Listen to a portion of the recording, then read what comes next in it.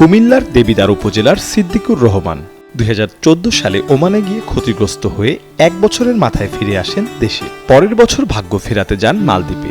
সেখানেও বেশি সুবিধা করতে না পেরে দেশে এসে ভাগ্যের চাকা ঘোরাতে শুরু করেন কৃষিকাজ।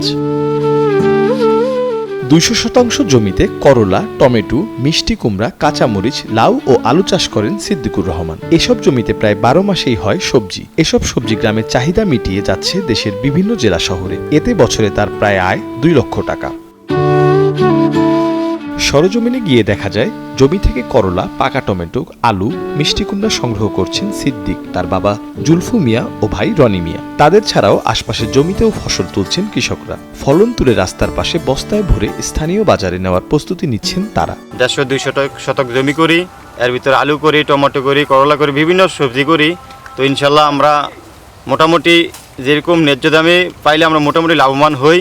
তো এই বছর ৬০ টাকা ৭০ টাকা করলা হয়েছি, ইনশাল্লাহ লাভবান হয়েছি। আগামীতে ইনশাল্লাহ আরও করব। এগুলা আমরা প্রথমত নিমশের পাড়ায়, দ্বিতীয়ত নিমশের থেকে ঢাকা যায়, রংপুর যায়, বিভিন্ন ক্ষেত্রে বিভিন্ন জায়গায় যায় আমাদের সবজি। তো ইনশাল্লাহ এরকম দাম থাকলে আমরা লাভবান হব ইনশাল্লাহ।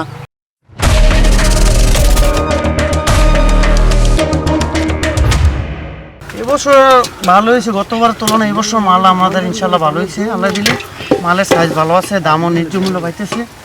গত বছর আমরা অনেক টাকা লস খাইছি, প্রায় ২ লক্ষ টাকা মতো লস খাইছি। আচ্ছা, আলহামদুলিল্লাহ আমরা যে কৃষি যারা আছি মোটামুটি বর্তমান ভালো আছি এবং মোটামুটি লাভবান আছে যে বিক্রি করছি, যাই আলহামদুলিল্লাহ। কুমিল্লার এই অঞ্চলটি একটি কৃষি নির্ভর এলাকা।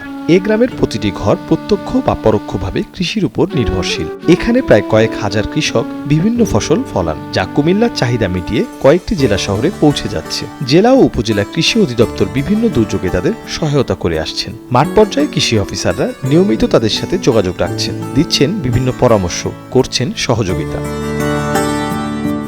কুমিল্লা থেকে শাহিন আলমের পাঠানো তথ্যচিত্রে মির্জা সানোয়ার হোসেন, কালের কণ্ঠ।